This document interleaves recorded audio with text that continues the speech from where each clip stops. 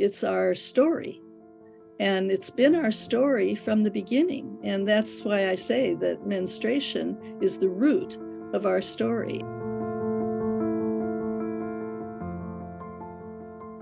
So what the Buddhists call the great wheel of life, and I really appreciate that phrasing, the lunar phases, the seasonal cycles, all of that. Gimbutas said, again, this is from the language of the goddess. She said the main themes of goddess symbolism, the main theme of goddess symbolism is the mystery of birth and death and the renewal of life, not only human, but all life on earth. That's really important. It's not human-centered, it's goddess-centered. Goddess is nature. And indeed, in the whole cosmos, this symbol system represents cyclical, not linear, mythical time. So this language comes from a scientist named Alexander Marshack. He wrote in the 1970s, about the same time Gimbutas started producing her goddess books. And in 1989, in her Language of the Goddess, she refers to Marshack a great deal. She really benefited by his work. He talks about female lunar periodicity. He's talking about our menstrual cycles. No one in science ever talks about that. And so it's quite amazing. And he was doing that pretty early.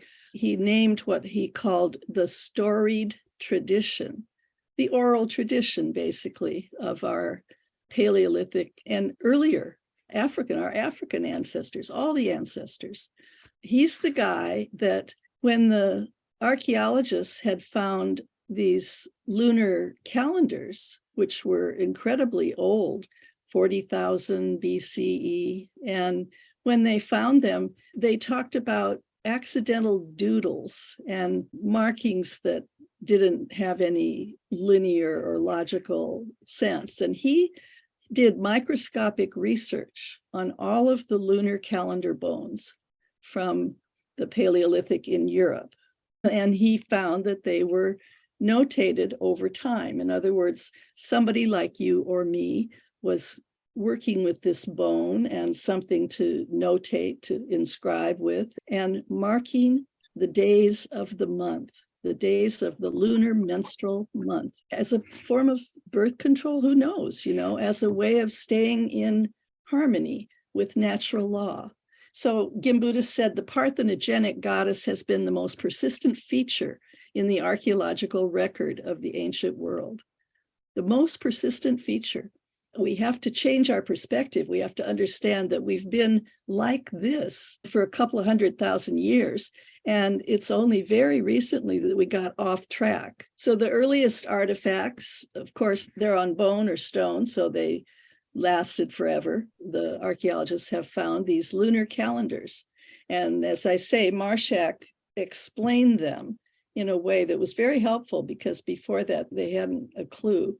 And now we understand that, and as Marija said, the female body is the template for cyclic reality. So the Paleolithic is a very long period of prehistory. So they divide it. And the part that we are most interested in, where the art began to happen, is from about 40,000 years ago.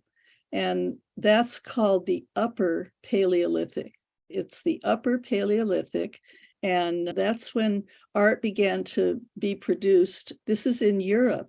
But for example, the calendar bones have also been discovered in Africa. There's one, they call it a baboon fibula. So is that the leg bone? I think that's the leg bone of a baboon that was carved into a lunar menstrual calendar similar to this from 37,000 BCE. So it's not like Europe was a big advance. It's just that we have more archaeology happening in Europe. And possibly the materials are more long-lasting in many cases. It's our story. And it's been our story from the beginning. And that's why I say that menstruation is the root of our story.